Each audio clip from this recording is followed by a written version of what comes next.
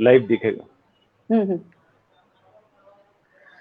नमस्कार, मैं हूं तृप्ता आर्य। इंडिया जेटी में आप सभी का स्वागत है। आज मुद्दा स्वास्थ्य का, जी हाँ, बहुत बड़ा मुद्दा है और हम अक्सर अलग अलग मुद्दों पर इस प्रोग्राम में बात करते हैं। आज जो हम बात करने वाले हैं, जिस विषय को लेकर हम इस पर चर्चा करने वाले हैं, वो एक सोचने की बात है। हम क्योंकि दो देशों की स्वास्थ्य प्रणाली को और स्वास्थ्य की दृष्टि से दोनों देश किस तरीके से अलग अलग है और किस तरीके से काम करते हैं, उस पर चर्चा करेंगे। विश्व स्वास्थ्य और भारत, किसी भी देश में स्वास्थ्य का अधिकार जनता का पहला बुनियादी अधिकार होता है। स्वास्थ्य नागरिक ही एक स्वास्थ्य व विकसित देश का निर्माण कर सकता है। जी हाँ, आज इस मुद्दे पर हमारे साथ बात करने के लिए मौजूद रहेंगे, आज हमारे साथ खास मेहमान मौजूद रहेंगी डॉक्टर अलका, जो इंग्लैंड से हैं।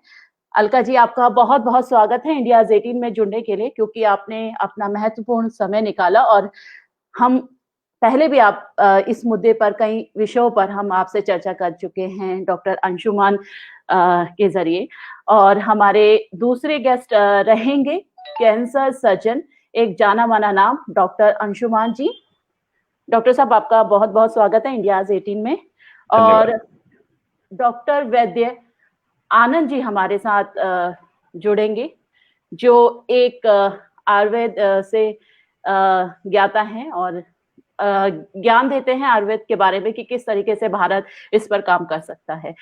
तो डॉक्टर अलका, सबसे पहले हम आपसे बात करते हैं। डॉक्टर अलका, आपको इंग्लैंड में रहते रहते बहुत साल हो गए, आपने वहाँ का कल्चर देखा, वहाँ की स्वास्थ्य सेवाएं देखी, भारत में भी आप रही, वहां पर भी आपने काम किया। किस नजरिए से देखते हैं दोनों देशों को, इंग्लैंड और भारत किस तरीके से अलग है, अगर हम चिकित्सा के क्षेत्र में बात करें? Thank you. तो अगर मैं बताऊं भारत के बारे में और यूके, यूनाइटेड किंगडम के बारे में कैसे डिफरेंट है, तो बेसिक इंफ्रास्ट्रक्चर जिसे हम कहते हैं वो काफी अलग है। यहाँ यूके में एक लैडर पैटर्न आप कह सकते हैं, और लैडर पैटर्न से ये नहीं मतलब है कि कोई ऊपर या कोई नीचे है, वो है कि कैसे एक स्ट्रॉन्ग फाउंडेशन बने हेल्थ केयर सिस्टम का, उसके अंतर्गत उसको वैसे डिफरेंशिएट किया गया है। Primary care, secondary care, tertiary care. तो प्राइमरी केयर के अंदर बहुत सारे ब्रांचेस आते हैं। एक मेन स्टेज पे आप कह सकते हैं, जो कि एक पिवटल रोल जिसको कहते हैं, वो एक जनरल प्रैक्टिस, और उसमें जो मेडिकल और अलाइड हेल्थ केयर प्रोफेशनल होते हैं वो रहते हैं, और वो कम्युनिटी लेवल पे मेडिसिन प्रैक्टिस करते हैं, और जैसे जरूरत होता जाए वैसे सेकेंडरी केयर की तरफ रेफर करते हैं। और यहाँ NHS, नेशनल हेल्थ सर्विस करके सिस्टम के अंदर ये सब होता है। भारत में शायद इस स्ट्रक्चर की अगर मैं कमी वर्ड यूज कर सकूं तो है, कमी तो किसी चीज की नहीं है। हम अगर चाहें तो वहां से जो इंस्पिरेशन बाहर के लोग लेते हैं, अगर मैं प्राइमरी केयर की बात करूं, ठीक है, शायद किसी किताब में नहीं लिखा हो कि ये इंस्पायर्ड है वहां के रूट लेवल से, बट एक्चुअली भारत के बहुत सारे जो वहां हजारों साल से चले आ रहे हैं, उसको यहाँ काइंड ऑफ इनहेरिट किया गया है इन अ वे। यहाँ बाहर के लोग आए भारत में, वहां से काफी कुछ सीख कर बाहर गए, और वो मुझे क्योंकि दोनों देशों के बारे में थोड़ा थोड़ा पता है, तो शायद मैं वो रिफ्लेक्शन देख सकती हूँ। तो उस सिस्टम की थोड़ी जरूरत है भारत में, उसको थोड़ा ऑर्गेनाइजेशनल अप्रोच, अगर मैं ये वर्ड यूज करूँ तो उसकी जरूरत है।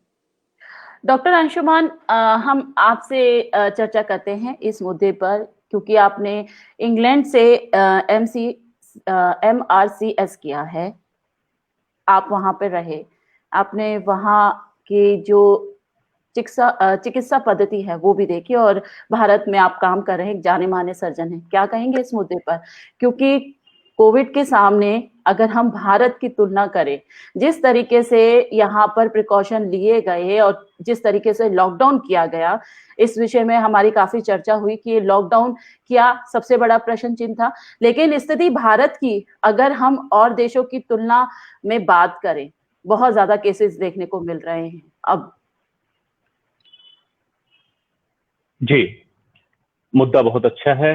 भारत और विश्व स्वास्थ्य, इसको समझने की क्या जरूरत है। डॉक्टर अलका ने बहुत अच्छी बात कही कि एनएचएस एक स्ट्रक्चर्ड ऑर्गेनाइजेशनल स्ट्रक्चर है, सिस्टम है, जिसका काम करने का एक तरीका होता है, जिसको हम टेक्निकली कहते हैं एसओपी, स्टैंडर्ड ऑपरेटिंग प्रैक्टिस और प्रोसीजर। इसका मतलब है कि देश की स्वास्थ्य व्यवस्था क्या होगी, इसका निर्धारण कौन करेगा, कैसे करेगा और एक्सपर्ट की तरह पे काम करेंगे। उसमें सबसे अहम बात क्या हुई, प्राइमरी सेकेंडरी टर्सरी केयर की जो बात है, इंडिया में भी ऑन पेपर है, जिसमें पीएचसी, सीएचसी और टर्सरी हेल्थ केयर सेंटर। लेकिन सब जानते हैं, कोई भी आज अपेक्स इंस्टीट्यूट जैसे एम्स या ऐसे अस्पताल या टर्सरी केयर प्राइवेट अस्पताल में डायरेक्टली जाना चाहे तो जा सकता है, जो कि ऑर्गेनाइजेशन के खिलाफ है। क्यों आप टर्सरी केयर सेंटर पे आप डायरेक्ट बर्डन देते हैं? तो उसके लिए क्या करना पड़ेगा, आपको प्राइमरी हेल्थ सेंटर को बहुत स्ट्रांग करना पड़ेगा, फिर कम्युनिटी हेल्थ सेंटर को स्ट्रांग करना पड़ेगा, ताकि वहां भी, उदाहरण के तौर पे जैसे मैं कैंसर स्पेशलिस्ट हूं, अगर कैंसर का बेसिक डिटेक्शन पीएचसी लेवल पे हो तो डिटेक्टेड केसेज कुछ हद तक ट्रीट हो जाएंगे सीएचसी लेवल पे, और कुछ केसेस को रेफर करना पड़ेगा टर्सरी हेल्थ सेंटर पे, जो कि पूरी तरह से नाकामयाब है। 73 साल हो गए देश को आजाद हुए, और खास बात है, मैं मानता हूं कि जहां भी ब्रिटिश कॉलोनाइजेशन रहा, एक चीज तो अच्छी मिली कि अंग्रेजी की भाषा उन देशों को मिली, जिसमें हिंदुस्तान भी है और अफ्रीकन कंट्रीज है। लेकिन ब्रिटिश ने बहुत सारी चीजें दी। गुलामी की बात हम जरूर करते हैं, लेकिन आपके पास Indian penal code, evidence act, legalization, health care system, transportation, इतनी चीजें अंग्रेजों ने दी।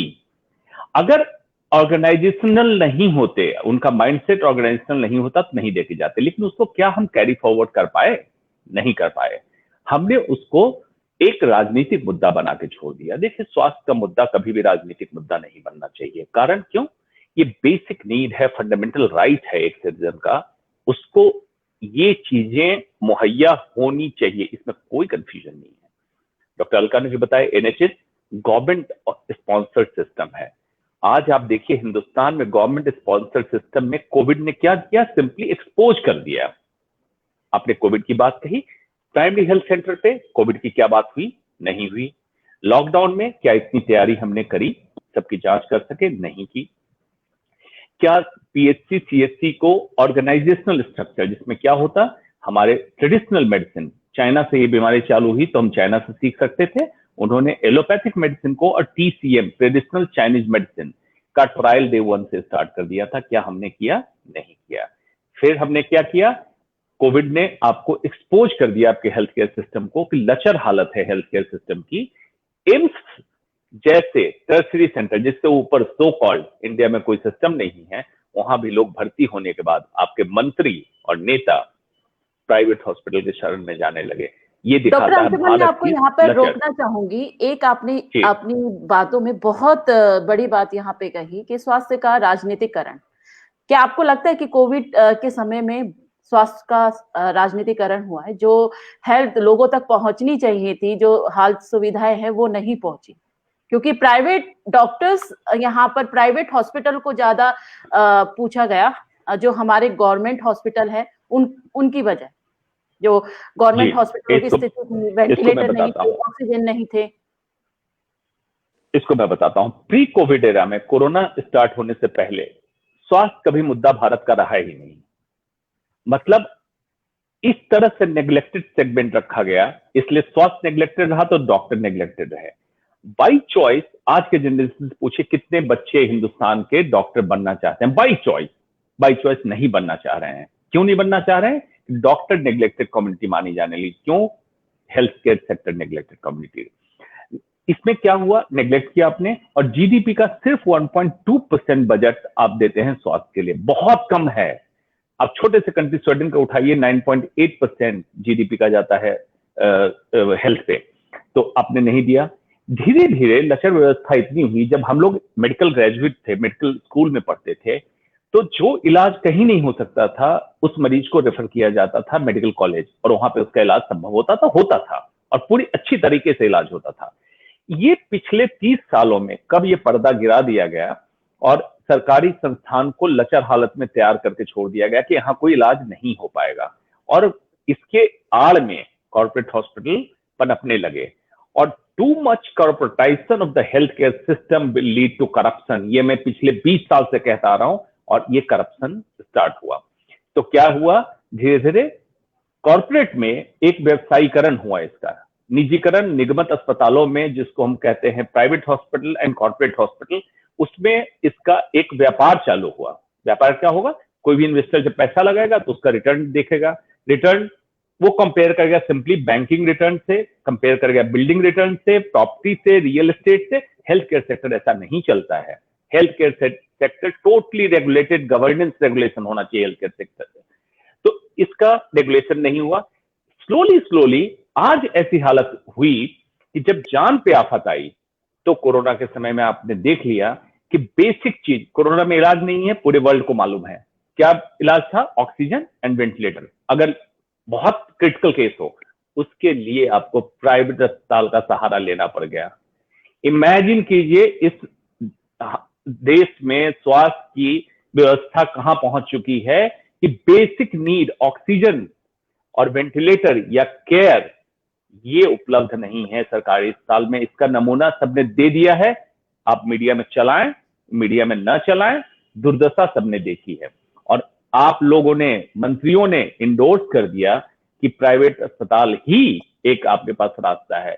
मरीज के पास क्या बचा रास्ता, आउट ऑफ पॉकेट एक्सपेंडिचर, क्योंकि गवर्नमेंट स्पॉन्सर नहीं है, या इंश्योरेंस कंपनी।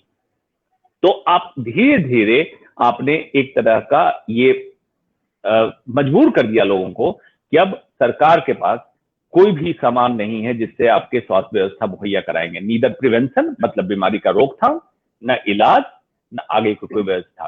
तो क्या करेगा इंसान, पहले टैक्स पे करेगा, कुछ पैसे बचाएगा, फिर बीमा कराएगा, फिर प्राइवेट अस्पताल में जाके खर्च कर देगा।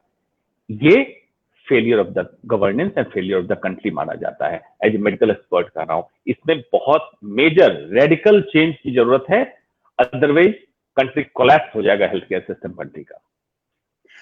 डॉक्टर अलका, आपको लगता है कि भारत में जिस तरीके से अभी कोविड के समय में प्रॉब्लम देखी गई, आपको क्या लगता है कि भारत में किन किन चीजों में सुधार होना चाहिए स्वास्थ्य को लेकर? क्योंकि आप भी न्यूज देख रहे होंगे, इंग्लैंड में बैठे भारत की क्या स्थिति है और किस तरीके से लोगों ने दिक्कत फेस की, क्या सुधार होना चाहिए, किन किन मुद्दों को लेकर आप बोलेंगी आज?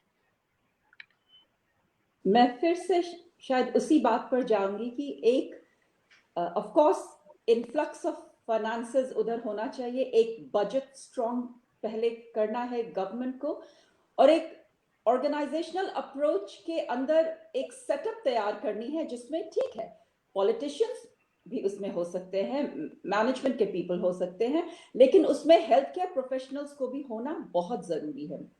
कमिश्निंग बॉडी होनी चाहिए उसकी, जिसमें अलग अलग सेगमेंट्स रिफ्लेक्ट हो, सबका एक चेयर हो, if I can say that, और डिसीजन मेकिंग हो बेस्ड ऑन सबसे पहले एक सर्टेन अमाउंट ऑफ बजट जो जीडीपी की उसके तरफ फ्लो होनी चाहिए, और एक फाउंडेशन प्राइमरी हेल्थ केयर, आप उसको वहां जो भी नाम दे दे, जिससे कि हेल्पिंग पीपल एक मेंटेन करना एक healthy lifestyle, so that prevention is better than cure हम लोग हमेशा पढ़ते हैं। बेसिकली फाउंडेशन जो होती है हेल्थ केयर सिस्टम की उसी पे होती है, और इसमें हम जो भारत में बहुत पहले से चला आ रहा है, वहां की एंशियंट मेडिसिन, आप उसको एक तरह से कह सकते हैं, उसका हेल्प ले सकते हैं, because all over the world actually developed countries में भी उसी के बेसिस पे वो नाम अलग होता है, लेकिन एक्चुअली प्राइमरी हेल्थ केयर उसी पे बेस्ड है कि हम लोगों को कैसे समझाएं एक हेल्दी लाइफस्टाइल। तो उसका स्ट्रक्चर्ड अप्रोच के साथ सारे लोगों को सेकेंडरी केयर स्पेशलिस्ट के पास जाने की जरूरत नहीं है। जो हमारे पास बजट है उसी में उसका एफिशिएंट यूज हो सकता है। अगर सारे लोग डायरेक्टली सेकेंडरी केयर में जाएंगे तो अननेसेसरी वेस्टेज ऑफ फंड होगा। वो फंड, लेकिन लोग भी क्या करें, उनको ये पता नहीं है ना कि कहाँ जाना है। तो ये चीज तो गवर्नमेंट के हाथ में होनी चाहिए ना। हेल्थ केयर इतनी बड़ी एस्पेक्ट है लाइफ की, तो वो सेटअप के अंदर लोगों को एजुकेशन होनी चाहिए। और एजुकेशन बैठा के करने की जरूरत नहीं है। हम जब एक पेशेंट देखते हैं प्राइमरी केयर में, जितने भी मिनट उनके साथ स्पेंड करें उसमें 30 सेकंड्स बताने में ये लगाते हैं कि और डायरेक्टली नहीं, वो एक बताने का तरीका होता है। इसकी भी एजुकेशन मिडिल स्कूल में दी जा सकती है। जो पीएसएम एक सब्जेक्ट भी है, वहां से ये शुरू की जा सकती है कि अगर आप जाकर अगर प्राइमरी केयर सेटअप में रहोगे तो कैसे बात करनी है। कम्युनिकेशन, कंसल्टेशन टेक्निक भी पढ़ाई का एक हिस्सा तो होता ही है ना। हम पेशेंट से कैसे बात करें, तब इससे क्या होगा कि बजट का एक सही नपातुला एक्सपेंडिचर होगा। जैसा डॉक्टर अंशुमन ने कहा, अगर सारे लोग सेकेंडरी केयर में चले जाएं तो वो वेस्टेज है मनी की। लेकिन लोगों को पता नहीं है ना, पाथ नहीं है उनके पास कि हम किस रास्ते से अपने हेल्थ के बारे में केयर करें। इस मुद्दे पर अगले जो हमारे तीसरे गेस्ट रहेंगे वैद्य आनंद, जो आयुर्वेद में एक्सपर्ट हैं। वैद्य आनंद, आप किस नजरिए से देखते हैं कि यहाँ पर मुद्दा स्वास्थ्य का है, और स्वास्थ्य में अगर हम बात करें आयुर्वेद की बहुत बड़ी भूमिका रही है, क्या कहेंगे, किस तरीके से देखते हैं भारत के स्वास्थ्य को? इसमें मैं ये कहना चाहूंगा कि यदि उदाहरण दिया जाए कोविड का ही, छोटा सा उदाहरण मैं कोविड का लेके चलता हूं। आज कोरोना काल में करीब 7 महीने बाद मंत्रालय को याद आता है और समझ में आता है कि कोविड में शुरुआती लक्षणों में आयुर्वेद काम करने में सक्षम है, और कुछ एक गाइडलाइन जारी की गई, 2-3 दवाओं के नाम जारी किए गए कि इन दवाओं को आप दे सकते हैं किसी एक वैद्य की सलाह लेने के बाद। तो उनको एक तो 7 महीने लग गए। हम लोगों को शुरुआत में उन्होंने एक गाइडलाइन जारी करी थी कि हम लोग कुछ बोल नहीं सकते हैं, ये क्लेम नहीं कर सकते कि कोरोना का इलाज किया जा सकता है, या कोरोना के लिए फला दवाएं जो है हम आयुर्वेद में दे सकते हैं। यदि ऐसा कोई कहता है या फिर ऐसा कोई करता है, पकड़ा जाता है, तो उसको जेल भी हुई है। 2-4 डॉक्टर आयुर्वेद के जो है FIR हुए, वो जेल भी गए हैं। और आज 7 महीने बाद मंत्रालय को समझ में आता है कि ये कोरोना में आयुर्वेद काम करता है। छोटा सा मैं बताना चाहूंगा कि एक कोरोना में एक लक्षण होता है कि उनके मरीजों के फेफड़ों में ब्लड जो है जमने लगता है, रक्त का थक्का जमने लगता है। उसको उनकी भाषा में माइक्रोथ्रोम्बस बोला जाता है। उस माइक्रोथ्रोम्बस को रोकने के लिए एलोपैथ में, जहां तक मैं जानता हूं, अभी तक कोई दवा नहीं है, या होगी तो हो सकता है मुझे जानकारी न हो। लेकिन आयुर्वेद में ऐसी दवाएं हैं जो उस माइक्रोथ्रोम्बस को जमने से रोक देंगी, या फिर जितना जमा है उसी पर रोक दे और बाकी चीजें ठीक हो जाती हैं। हमारे यहाँ इस तरीके से हमारे शास्त्र को डिजाइन किया गया है। ज्वर होता है, ये वात कफ ज्वर के अंतर्गत आता है। उसके बाद फिर जब इसका कॉम्प्लिकेशन होता है तो एक रोग होता है रक्त पित्त, तो हम लोग उसको कफानुबंधी रक्त पित्त लेके ट्रीट करते हैं और ठीक होता है। मेरे ऐसे कई मरीज हुए हैं जो ठीक हुए हैं। तो इन सब चीजों को निगलेक्ट करते हुए सरकार ने भी निगलेक्ट किया, हम लोगों को पीछे छोड़ा, और बाकी चीजें जो है आगे चलती रही। इस बीच जो है बहुत सारे बाबा लोग भी आए, उन्होंने अपना व्यापार भी करना शुरू किया। कई सारी दवाएं उन्होंने लॉन्च करी। बीच में कुछ उनके जो है पचड़े हुए, फिर से दवाएं चली। फिर उन्होंने कहा कि नहीं, ये कोरोना की दवा नहीं है, लेकिन ये इम्यूनिटी बूस्ट करने की दवा है, ये इम्यूनिटी को बढ़ाएगी। आज आयुर्वेद को एक इम्यूनिटी बूस्टर के लिए ही देखा जा रहा है कि आयुर्वेद की दवा है तो इम्यूनिटी को बढ़ाएगी, बस। इसको सीमित कर दिया गया है व्यापारियों द्वारा। हम चिकित्सक चाह रहे हैं कि हमको मेन स्ट्रीम में लाया जाए।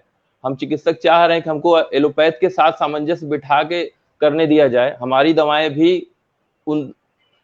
दवाओं भी जो है उसी सीमा तक काम करती है जिस सीमा तक उनकी दवाएं काम करती हैं, या फिर कहीं हम उनसे आगे भी हैं, या फिर कहीं वो भी हमसे आगे हैं। लेकिन हर व्यक्ति की एक सीमा है। हम चाहते हैं कि हमको भी मौका दिया जाए, हमको मौका ही नहीं दिया गया।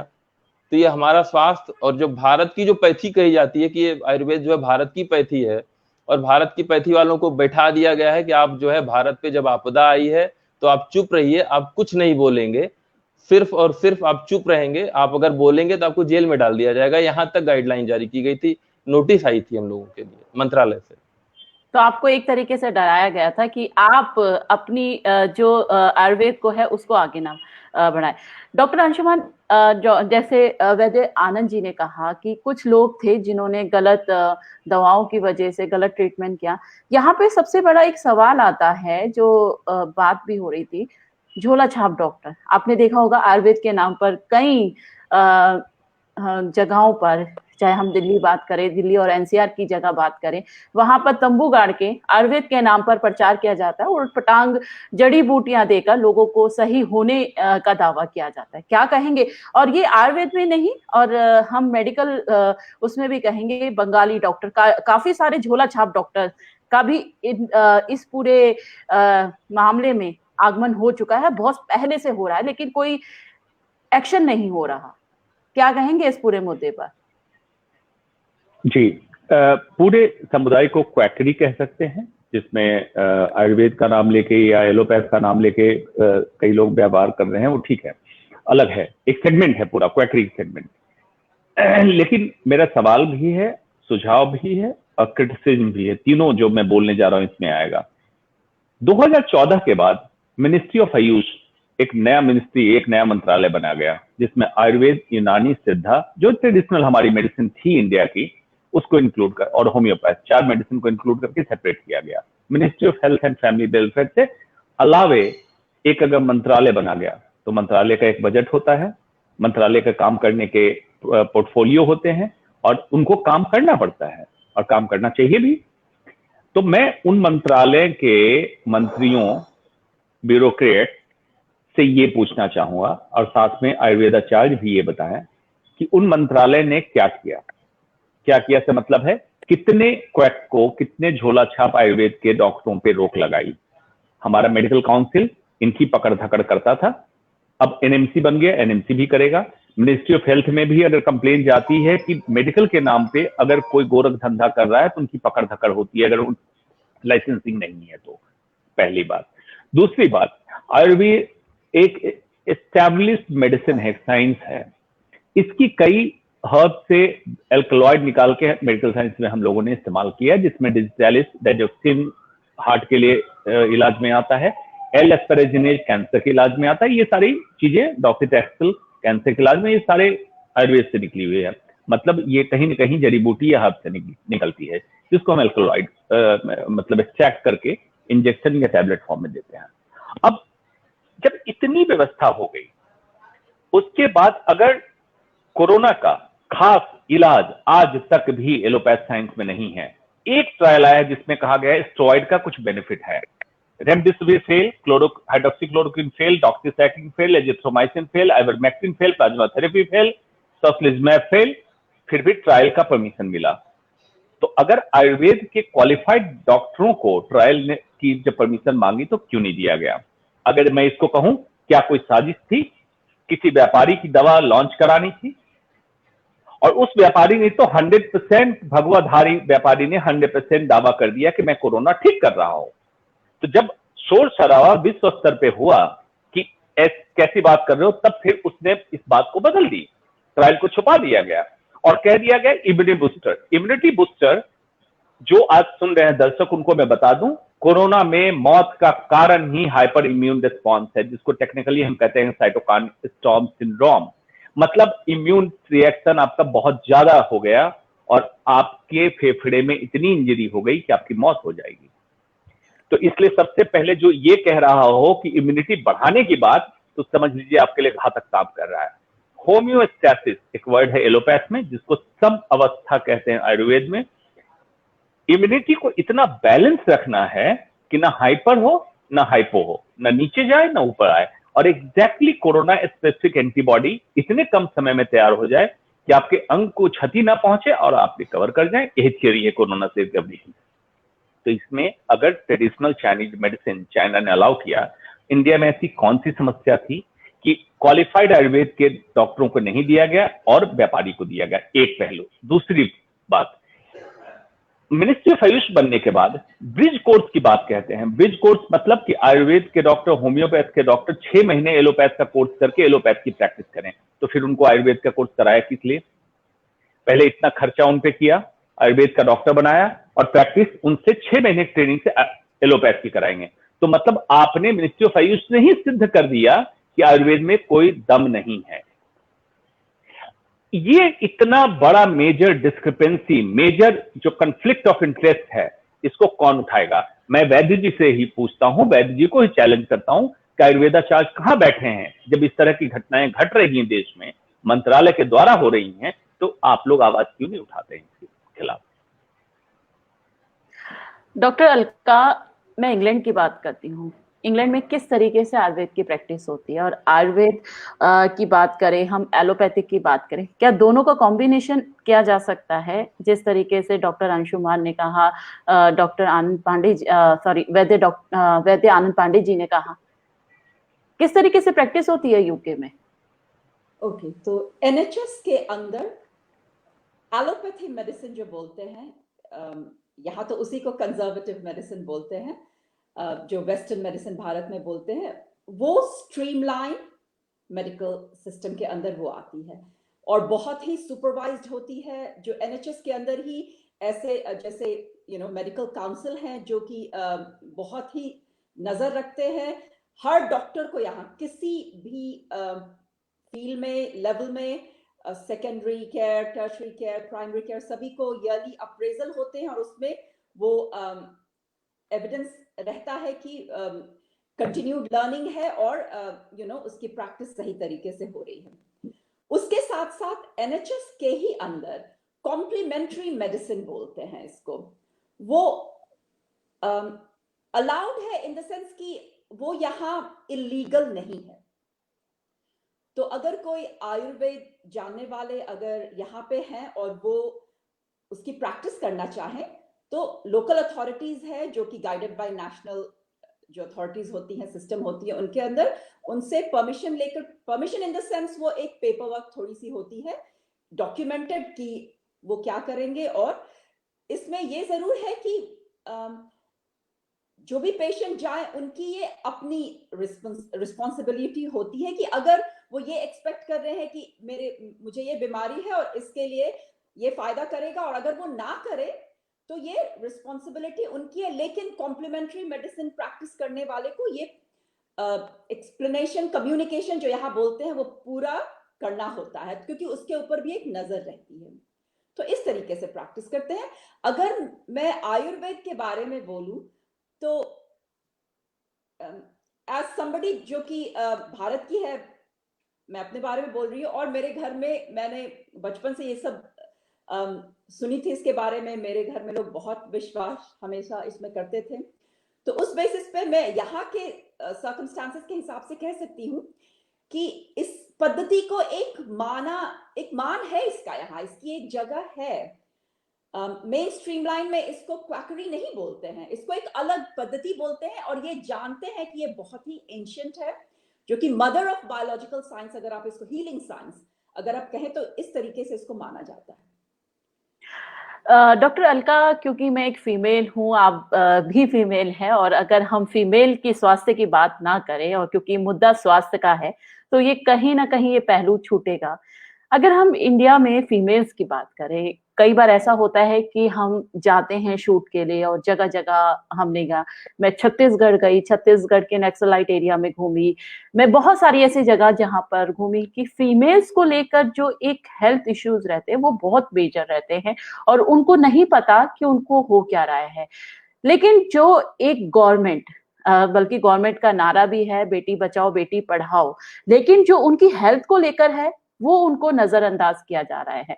तो एज ए फीमेल और फीमेल डॉक्टर आप हैं, किस नजरिए से देखते हैं भारत को? क्योंकि जिस तरीके से बातें बोली जाती हैं और जमीनी हकीकत कुछ और है। हाँ, मैंने इस चीज को बहुत वहां ग्रो करते हुए मेडिकल स्कूल में और उसके बाद भी थोड़ा फील किया। हम लोगों में से वहां के फीमेल पॉपुलेशन में जो लोग थोड़ा अब पता नहीं इसको प्रिविलेज कहिए या वो सब मौका है कि थोड़ा बोल सकते हैं, तो उनके लिए दुनिया अलग है थोड़ी। लेकिन बहुत सारी ऐसी फीमेल्स है हर एज ग्रुप की जो शायद कुछ बोल भी नहीं सकती हैं। तो इसकी सबसे पहली शुरुआत होनी चाहिए स्कूल में। जैसे अगर मैं यूके की बात करूं तो यहाँ एक एजुकेशन की एक छोटी सी कंपोनेंट है जो कि यहाँ के हिसाब से अर्ली एडोलेसेंस एज ग्रुप आप कह सकते हैं, प्री टीन्स में शुरू होती है। तो उससे क्या होता है कि एक कॉन्फिडेंस आती है फीमेल पॉपुलेशन में उस एज ग्रुप को कि अगर उन्हें कुछ भी परेशानी हो तो वो उसके बारे में बोल सकते हैं, और उसको एक्सप्रेस करना, उसको बोलना बुरा नहीं है। ये जो एक टैबू कहते हैं ना, वो हटता है इससे, क्योंकि बहुत सारी चीजें नॉर्मल हो सकती हैं, लेकिन अगर उनको वो परेशान कर रही है तो उनका पूरा राइट बनता है वो भी डिस्कस करना। और प्राइमरी केयर में इसका एक बहुत बड़ा रोल है।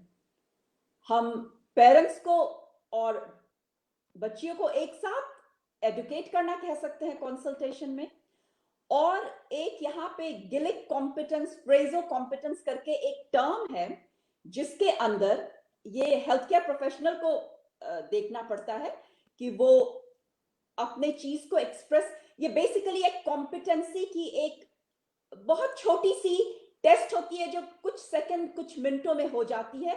वो एक पद्धति है, उसके बारे में डिटेल में काफी कुछ कहा जा सकता है, लेकिन मैं शॉर्ट रखूंगी। अगर कोई हेल्थ केयर प्रोफेशनल के पास कहिए 14 साल की बच्ची खुद से आ गई, तो उसको ये देखना पड़ता है हेल्थ केयर प्रोफेशनल को कि इनसे मैं बात कर सकता हूं कि नहीं। अगर वो कॉम्पिटेंट हैं तो उनसे बात किया जा सकता है, जरूरी नहीं है कि उसके घर वाले वहां हों। तो अगर ये ओपननेस और थोड़ी इंडिपेंडेंस एक हद के अंदर रहे तो उससे एक सेफ्टी इश्यू बढ़ती है कि फीमेल अपने चीज को एक्सप्रेस कर सकते हैं।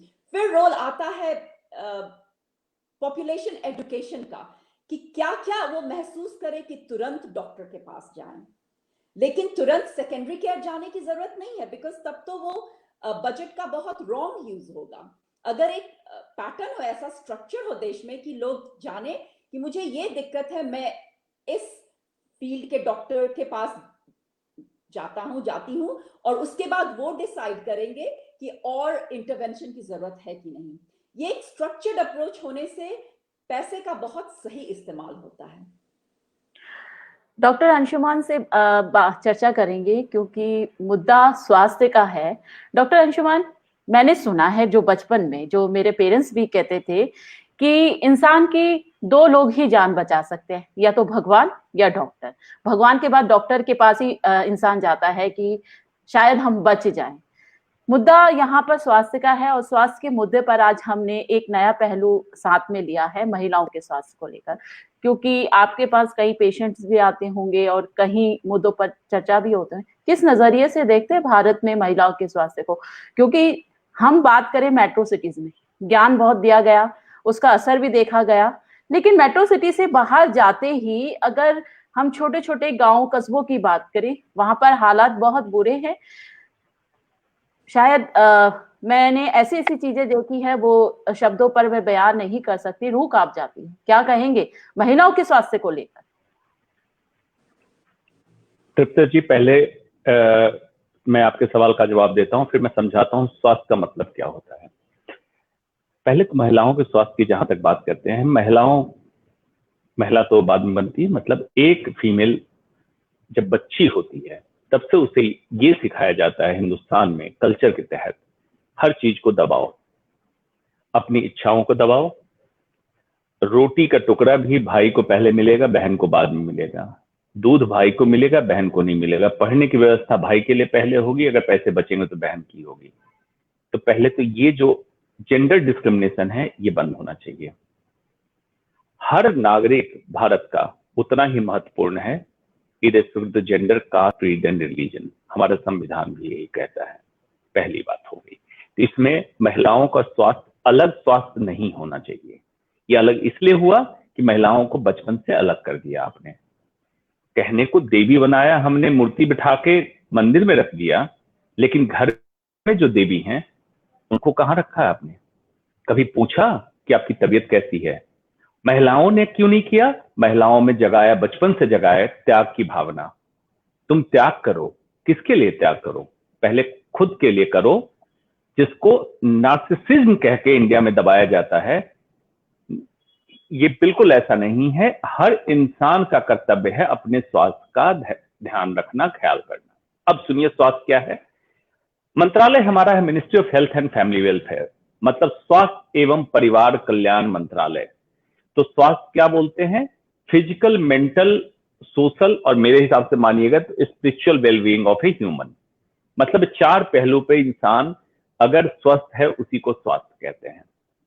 एंड फैमिली वेलफेयर मतलब परिवार कल्याण, मतलब परिवार का कल्याण हो। लेकिन बातें क्या होती है? प्रिवेंशन की कौन सी बातें आपने सुनी है हिंदुस्तान में होते हुए? बातें यहां कौन सी होती है? किसी भी बीमारी के इलाज की बात, आप सरकारी अस्पताल जाइए या प्राइवेट अस्पताल जाइए तो वहां पे बीमारी का इलाज होगा। मतलब ये कैंसर अस्पताल है, कैंसर वार्ड है, लेप्रोसी वार्ड है, ट्यूबरक्लोसिस वार्ड है, मैटरनल चाइल्ड हेल्थ है, मतलब आप बीमार हो तो अस्पताल आए। तो फिर इसको हेल्थ केयर क्यों कहते हैं? फिर इसको सिक केयर कहें, हेल्थ केयर कहने की जरूरत नहीं है। मतलब बीमारों को देखने वाली जगह है। और मंत्रालय का नाम बदल के आप मिनिस्ट्री ऑफ डिजीजेज कर दें, मिनिस्ट्री ऑफ हेल्थ की बजाय। हेल्थ का मतलब यह है एक स्वस्थ व्यक्ति प्राकृतिक तौर पे नेचुरली जैसा था वैसे इसको कैसे हम ले सकते, पूरे लाइफ ले जा सकते हैं। लाइफ एक्सपेक्टेंसी हमने इंडिया में बढ़ा ली, बड़ी अच्छी बात है, बढ़ी है हमारी। लेकिन लाइफ विदाउट पिल्स क्या हम कर पाए? आज हिंदुस्तान में 30 से 35 साल के बाद आप जितने दर्शक देख रहे हैं सोचिए कितने लोग बिना दवा के हैं। थायराइड की गोली, कोलेस्ट्रॉल की गोली, डायबिटीज की गोली, हाइपरटेंशन की गोली, किसी न किसी गोली पे आप हैं। अगर गोलियों पे आपको 70 साल या 80 साल की उम्र जी रहे हैं तो आप डिजीज फ्री नहीं हैं, आप बीमार हैं। पहले स्वास्थ्य की बात करनी है तो पहले जैसे आप थे वैसे रहने के, इस पे जो केयर करना है डॉक्टर अलका जो बता रही हैं प्राइमरी लेवल पे, जहां पे एलोपैथ, आयुर्वेद और जो भी हमारी ट्रेडिशनल इंडियन मेडिसिन है उसको मिला के एक स्ट्रक्चरल सिस्टम तैयार करें कि स्वस्थ को स्वस्थ रखो, बीमार ना होने दो, और बीमार हो जाए तो उसके इलाज की व्यवस्था समुचित, सुनियोजित और हर जगह उपलब्ध, ये अगर सिस्टम इंडिया में लाएंगे तब हम बात करेंगे स्वस्थ इंडिया की। अदरवाइज सिर्फ जुमलेबाजी में सब कुछ खत्म हो जाएगा और हम किसी को स्वस्थ भारत की परिकल्पना नहीं करनी चाहिए, न कर पाएंगे अगर ऐसा नहीं किया तो। वैद्य आनंद, आपसे भी वही प्रश्न जो मैंने डॉक्टर अंशुमान और डॉक्टर अलका से पूछा, किस नजरिए से देखते हैं भारत को? क्योंकि स्वास्थ्य का मुद्दा है और फीमेल का स्वास्थ्य यहाँ पे मैंने मुद्दा उठाया है, एक टॉपिक है जो, क्योंकि अगर महिलाओं की बात ना करें स्वास्थ्य से मुद्दे पर तो कहीं ना कहीं एक बेईमानी सी होगी। आप किस नजरिए से देखते हैं? क्योंकि आयुर्वेद में भी काफी सारे ऐसे मुद्दे हैं जो विषय बनते रहते हैं समय समय पर।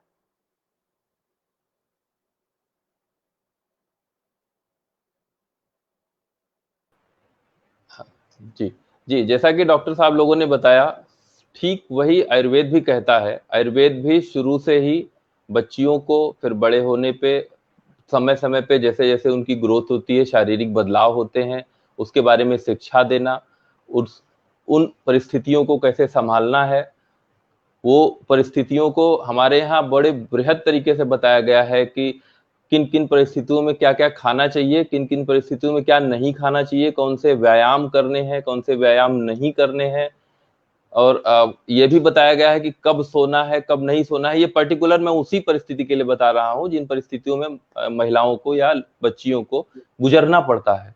तो वो सारी चीजें हमारे आयुर्वेद में हजारों सालों पहले बताई गई थी कि उन परिस्थितियों में कैसे रहना है, वो सारी शिक्षा हमारे यहाँ दी गई है।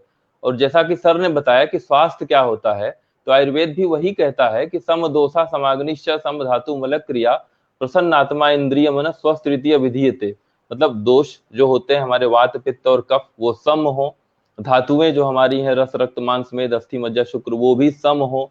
सम दोषा समाग्निश्च सम धातु मल क्रिया, मतलब अग्नि मल सारे सम हो, होमोस्टेसिस वाली स्थिति में हो, न ज्यादा हो न कम हो, मन हमारा प्रसन्न हो, इंद्रियां हमारी प्रसन्न हो, जो जैसा कि सर ने कहा कि स्पिरिचुअलिटी, तो वो सारी चीजें जब प्रसन्न होंगी उस व्यक्ति को हम स्वस्थ कहते हैं। महिलाओं में जो दबाया जाता है शुरुआत से ही कि आप पहले नहीं, पहले आपका भाई या पहले आपके पिता, वो जो शुरू से दबने की ट्रेनिंग दी जाती है वो आयुर्वेद नहीं कहता है। आयुर्वेद सबको सम रखने की बात करता है। तो आयुर्वेद महिलाओं और पुरुषों को भी सम रखने की बात करता है, समाज में भी, स्वास्थ्य के प्रति भी और समाज में भी।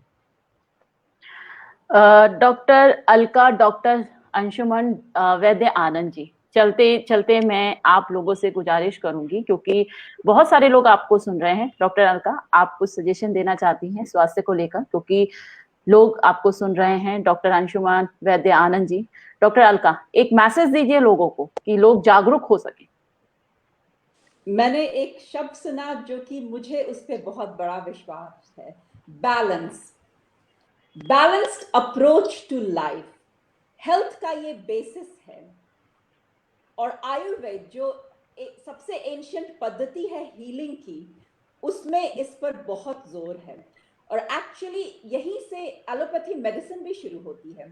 Physical, emotional, mental and consciousness, उसमें आप स्पिरिचुअलिटी ला सकते हैं या जो भी, इसका बैलेंस ही एक फाउंडेशन बना सकता है हेल्दी बॉडी का, फिजिकली, या हेल्दी लाइफस्टाइल का, या हेल्थ का एज सच।